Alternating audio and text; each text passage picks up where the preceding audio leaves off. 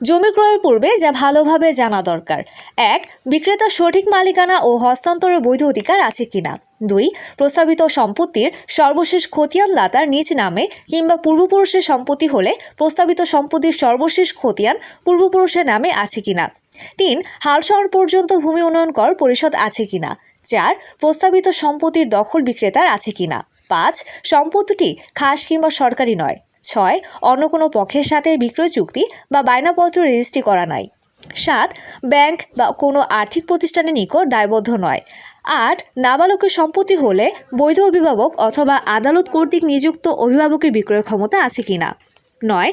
হস্তান্তরের জন্য প্রস্তাবিত সম্পত্তি বাংলাদেশ দালাল বিশেষ ট্রাইব্যুনাল আদেশ 1972-এর অধীন টোকের আওতাধীন নয়। 10.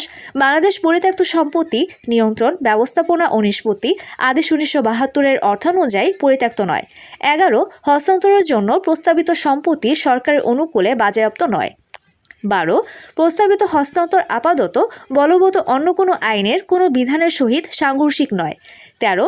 জমি বিক্রয়ের জন্য অ্যাটর্নি নিয়োগ করা আছে কিনা। ভিডিওটি ভালো লাগলে পেজের সাথেই থাকবেন। ধন্যবাদ।